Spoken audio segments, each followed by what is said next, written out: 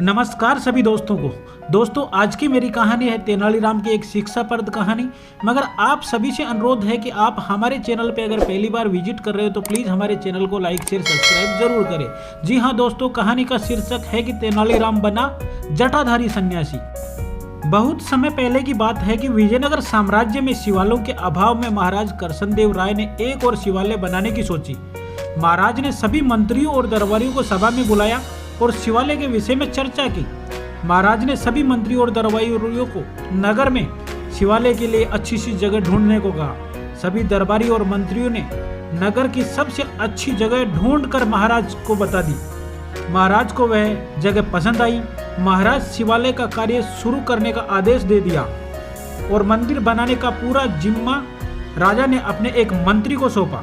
उस मंत्री ने वहां पर कुछ लोगों को लेकर साफ सफाई करवाई और सफाई करवाने के बाद में खुदाई का काम चालू हुआ तो वहां पे एक सोने की मूर्ति मिली। मंत्री के मन में लालच आया। मंत्री ने वह सोने की मूर्ति अपने घर रखवा दी। साफ सफाई करने वाले मजदूरों में से 2 मजदूर तेनालीराम के खास थे। इन दोनों मजदूरों ने मंत्री की कपटी भावना और लालच का सारा किस्सा तेनालीराम को बता दिया। तेनालीराम को वह सब पता चलने के बाद भी उन्होंने कुछ नहीं किया, क्योंकि वह सही समय का इंतजार कर रहे थे।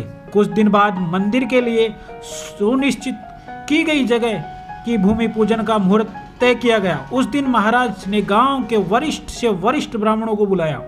भूमि पूजन की विधि में से हो जाने के बाद महाराज ने फिर से मंत्रियों और दरबारियों की सभा बुलाई और मंदिर के लिए मूर्ति बनाने के विषय में चर्चा करने लगे। सभी मंत्री दरबारी मूर्ति के विषय में आपस में बातचीत कर रहे थे। महाराज ने सबसे राय मांगी, लेकिन कोई भी मूर्ति बनाने का सही फैसला नहीं ले सका। महाराज इस विषय को लेकर 2 दिन तक लगातार सभा बुलाई। महाराज फिर भी सही निर्णय का इंतजार ही कर रहे थे। महल में एक जटाधारी सन्यासी तभी आ पहुंचे। सभी ने उस सन्यासी को प्रणाम किया और उन्हें आदर पूर्वक आसन पर बैठा दिया और जगह दे दी। आसन पर बैठने पर वह सन्यासी महाराज से कहता है, महाराज, मुझे स्वयं महादेव ने यहाँ आपके पास भेजा है। मैं जानता हूँ कि आप लोग यहाँ पर शिवालय बनाना चाहते हैं और यहाँ पर शिवालय की मूर्ति के विषय में चर्चा चल रही है। शिवजी ने मुझे जो उपाय बताया है वही मैं आपको बताने के लिए आया हूँ। सभी लोग हैरान हो गए। महाराज ने जटाधारी सन्यासी से पूछा, क्या सच में आपको स्वयं महाकाल ने भेजा है? सन्यासी कहता है, जी महाराज, मुझे स्वयं महादेव ने ही भेजा है। सन्यासी कहता है, महादेव ने स्वयं अपने मंदिर के लिए सोने की मूर्ति भी भेजी है। सन्यासी मंत्री के सामने अंगुली करते हुए, जो कि इस महाशय के घर में रखी हुई है, महादेव ने स्वयं उनके घर में अपनी मूर्ति रखी है। इतना कहकर सन्यासी वहां से चले गए। मंत्री सब डर गए। इस सन्यासी को उस मूर्ति के बारे में कैसे पता चला? क्या सच में भगवान शिव ने अपने मंदिर के लिए मूर्ति रखी थी? मंत्री वहीं पर कांपने लगा और उसने महाराज को सारी कहानी बताने की सोची। उस मंत्री को महाराज के सामने यह कहानी बतानी पड़ी और अपनी गलती को स्वीकार करना पड़ा। मंत्री बोले, मुझे वह मूर्ति मिली थी जो शिवालय के स्थान की खुदाई में पड़ी हुई थी। मेरे मन में लालच आ गया और मैं उस मूर्ति को लेकर घर चला गया। महाराज तभी महल में सभी की नजरें दौड़ आती है और तेनालीराम को अनुपस्थित पाते हैं। तेनालीराम को वहां बहुत ढूंढा लेकिन वहां नहीं मिले। थोड़ी देर बाद तेनालीराम दरबार में पहुंचे।